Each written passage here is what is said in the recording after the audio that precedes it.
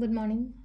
Ngasigi yumjagaisha numit ko yumjagaisha numit ki akoigi card ki message haipetang yengminarase ko yumjagaisha numit ahambada akoigi number se 104 leire aduga color dana akoina keno to baya base ko hadi color sina baya base green color gumba kai gumba dumaina sina be baya ko chak thong badana akoigi tulsi leaves ni khangde tulsi mana ni khangde elaichi ni khangde natraga maroi asang bama chu gi pot ama kai ama dumai taro ka happy baya ko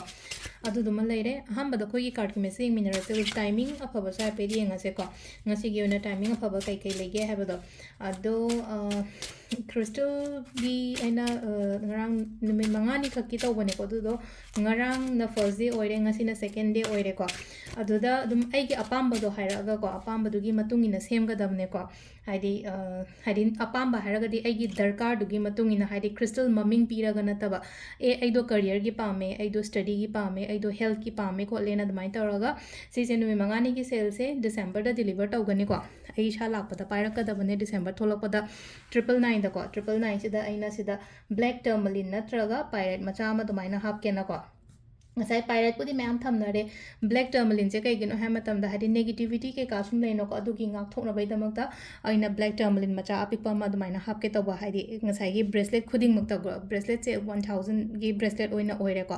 ado ngasai aina 500 tang pay tawpiraga 500 ma lobo numitu da happy on habane ko ado sidagi aduna du agre sidai card ahum ka tang lo those ko card number 1 card number 2 card number 3 ko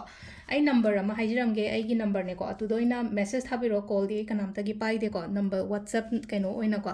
oi gi crystal relate oina 6284012412 ko sigi number sida whatsapp message thabiro handaba ngai soi adum tam na halakke ko ado sida leire ko hoi card hum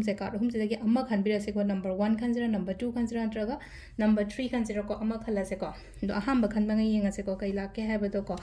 kainoma chatke start tawge na khalagadi chatlo ngasi je aina khallaga ai haurage da ngasi de ta atho mai lak chani kain khalla chatke kain khalli chatlo dugi poto ko aingonda kana gani ha ko number 2 gi sna mule na ko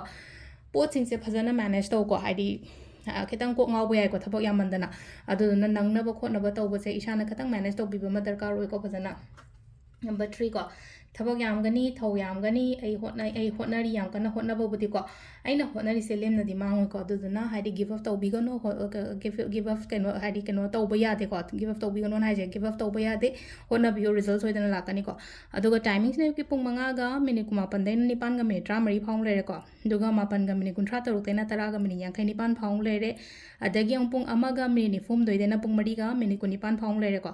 aduga nungda waram gina 3 ga minute manga dagina 10 ga minute yankai mapan phawum leire aduga nongalamdai gin aniga minute 30 deina ahumga minute yankini thoi phawle ko sisna koi gi ngasi gi na faba timing ko ado sida leire ko gi daily card message ma'am thank you